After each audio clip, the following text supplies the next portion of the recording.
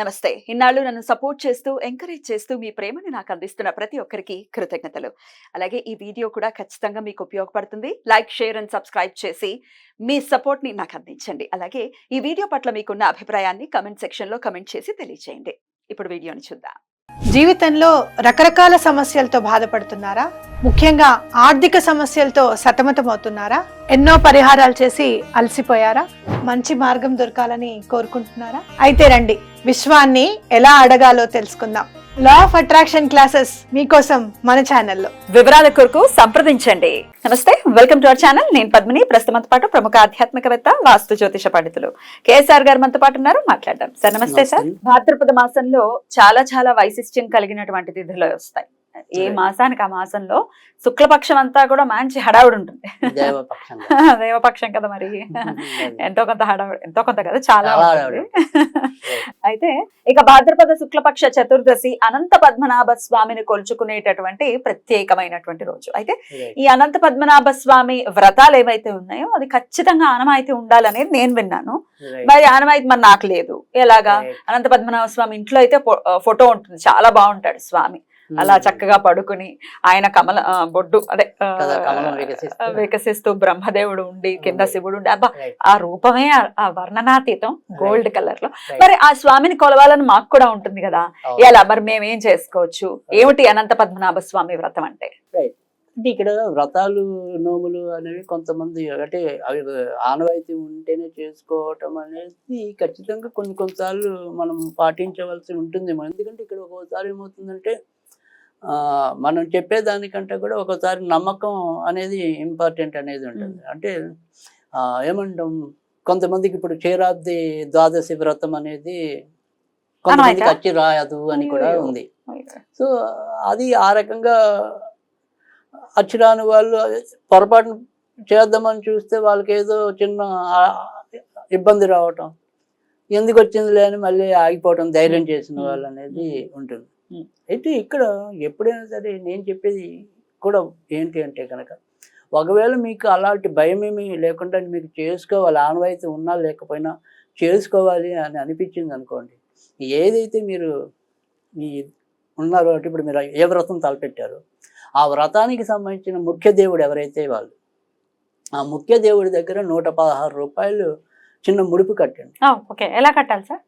అదే ఏదైతే నేను ఇలా సంకల్పం చేసుకుంటున్నానో దీనివల్ల నాకు ఎలాంటి వ్యతిరేక పరిస్థితులు రాకూడదు, సో నాకు దీని మీద ఉన్న ఆసక్తితో దీన్ని నేను ఆచరించాలి అనే ఒక రకమైన ఏదైతే మీరు సంకల్పం చెప్పుకుంటారో ఆ రకంగా మీరు సంకల్పం చెప్పుకొని ఇది నిర్విఘ్నంగా మేము ముందు కూడా చేసుకునే శక్తి సామర్థ్యాన్ని ప్రసాదించు అని చెప్పి దండం పెట్టుకుని ఒక 116 రూపాయలు ముడుపు కట్టేయాలి. అయితే సార్, ఇప్పుడు మాకు దీని వల్ల దుష్ప్రభావాలు ఉన్నాయో లేదో మాకు తెలియదు. ఇప్పుడు మా పెద్దవాళ్ళు చెప్పలేదు, కానీ చేసుకోవాలని ఉంది అనుకున్న వాళ్ళు కూడా ఇలా కట్టుకోవచ్చా? అదేగా నేను చెప్పేది, అలా చెయ్యాలి అనే సంకల్పం ఎవరికైతే ఉంటుందో, అంటే చేద్దాం అనుకునే వాళ్ళకి భయం ఏదైతే ఉంటుందో, అవును బాబాయ్ ఏమవుతుందో ఏమిటో దేవుడికి చేసుకునే దానికి, బాబాయ్ ఆ భయాన్ని పారదోలడానికి లేదా కొత్త ఆచరిస్తే అది ఎలాంటి చెడు రాకుండా ఉండడానికి కూడా ఇది రెండింటికి కూడా మనకి ఉపయుక్తంగా ఉండేది. ఇది ఏ కలర్ క్లాత్ లో కట్టమంటారు? ఎప్పుడైనా సరే పసుపు రంగు క్లాత్ అనేది లేదా ఎరుపు రంగు క్లాత్ అనేది మనకి ముఖ్యం. అవి అక్కడ అలా ఉంచేయాలి, డబ్బులు 116. అది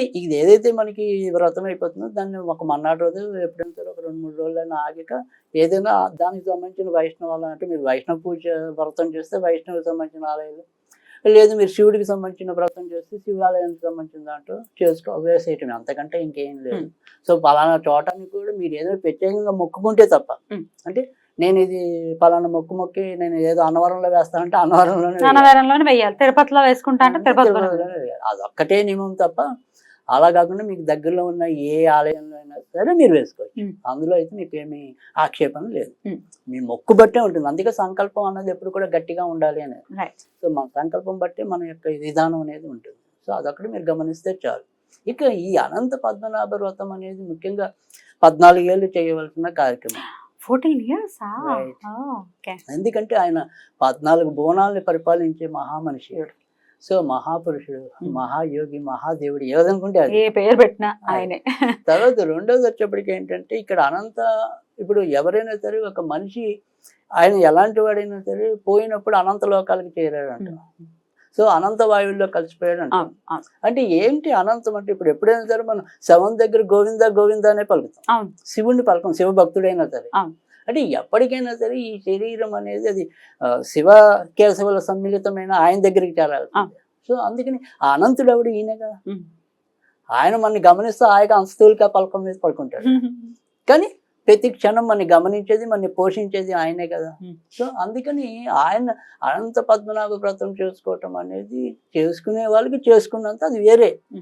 కానీ నేను ఈరోజు ఏం చెప్పదలుచుకున్నాను, ఇది చేస్తే మటుకు 14 ఏళ్ళు చేయాలి. ఒకవేళ మీరు కనుక వ్రతమే చేయాలని నిర్ణయిస్తే మాత్రం 14 ఏళ్ళు చేయాలి. తర్వాత 14 ముడులు కలిగిన తోరాన్ని ధరించాలి. తర్వాత ఏ సంఖ్య అయినా సరే అక్కడ 14 ఉండాలి. అంటే అప్పాలు 14 పెట్టాలి నివేదన. అలా ఏదైనా సరే మీరు 14 అనేది మర్చిపోకూడదు, అంకె అనేది. అలా కాదు, నేను ఇప్పుడు చెప్పబోయే రెమెడీ ఏంటంటే ఇది వేరే. మీరు వ్రతం చేసుకునే వాళ్ళకి వ్రతం ఉంటుంది, కానీ ఇలాంటి రోజులు నేను పురస్కరించుకుని కొన్ని పరిహారాలని మీకు ఇవ్వటం అనేది జరుగుతుంది. సో ఈ రోజు ఏ పరిహారం చేస్తే మీకు ఉపయోగం ఉంటుంది అంటే కనుక, ఎలాంటి ఉపయోగం ఉంటుందో కూడా చెప్పండి. అదేగా, అది ఏంటి అంటే కనుక చాలా మంది జీవితంలో కొంతమంది ఏంటంటే పలానా పుణ్యక్షేత్రం వెళ్ళాలనుకుంటూ ఉంటారు వాళ్ళు. అవునండి, నేను తిరుపతి వెళ్ళాలనుకుంటాను, కానీ ఎప్పుడు ఆయనకి ఏదో ఒక అవాంతరం ఏర్పడుతూ ఉంటుంది. గానగాపురం వెళ్ళాలనుకుంటారు, అడుగడుగున అడ్డంకులు ఏవో ఏర్పడుతుంటాయి. సో ఇలాంటి అడ్డంకులు ఏమైనా ఏర్పడుతున్నాయి అంటే కనుక ఖచ్చితంగా వాళ్ళకి గత జన్మలో ఏదో దైవశాపం అనేది ఉంటుంది. అంటే మనం దేవుడికి ఏదైనా సరే మొక్కులు అనుకుని చెల్లించలేకపోతే కనుక దాన్ని దైవశాపం అంటాం. సో ఆ దైవశాపం మనకి ఎలా పరిణమిస్తుందో అనేది మీరు స్పష్టంగా సత్యనారాయణ వ్రతం కథల్లో తెలుసుకుంటారు కూడా. వాడు అనుకుని అలా మర్చిపోతే తర్వాత ఎలాంటి ఇబ్బందులు పడ్డాడు అని. తర్వాత రెండోది వచ్చేప్పటికి ఏంటంటే ఇక్కడ అనంత పద్మనాభ వ్రతంలోకి వచ్చే యొక్క విశిష్టత ఏంటి అంటే కనుక, ఒకటి కథలో ఉండే సారం ఏంటంటే ఆయన ఒక నిర్లక్ష్యం చేస్తాడు. కౌండిన్యుడు అనే ఆయన అంటే భార్య యొక్క తోరాన్ని చూసి ఆక్షేపిస్తే ఆయన అష్ట కష్టాలు పడతాడు. తర్వాత ఎప్పుడైతే ఆయన మంచి సంపదలు ఈ వ్రతం ఆచరించాక ఆవిడ చక్కటి సంపన్నురాలు అవుతుంది. కానీ ఒకనొక సందర్భంలో భర్త ఏంటి నీ చేతికి వచ్చిన ఈ తాడేంటి, ఇది ఏంటి, ఎవరు కట్టారు అంటే అనంతుడు అంటుంది. అనంతుడు అయినప్పుడు ఆయన అపోహ చేసుకుని ఆక్షేపించడం, ఆ తోరాన్ని విసిరేయటం, అది సంపదలు పోవటం మొత్తం చరమావాలి. సో అక్కడ ఆ తర్వాత ఆయన పాపం ఆర్తిగా ప్రతి చోట అనంత అనంత అనంత అని వెతుక్కుంటూ ఉంటే ఆయనకి పాలు ఇవ్వని ఏమంటే పండు పుయ్యని మామిడి చెట్టు, తర్వాత ఉపయోగం లేని ఏనుగు, గేదె ఇలాంటివన్నీ కూడా కనిపిస్తాయి. అలాగే 2 సరస్సులు కూడా కనిపిస్తాయి. వాటికి ఆయన ఈ కథలో ఏం చెప్తారు అంటే కనుక, మనిషికి ఎంత జ్ఞానం ఉన్నా కూడా దాన్ని 10 మందికి పంచకపోతే అది మామిడి పండు అని. సో ఒక మోడి.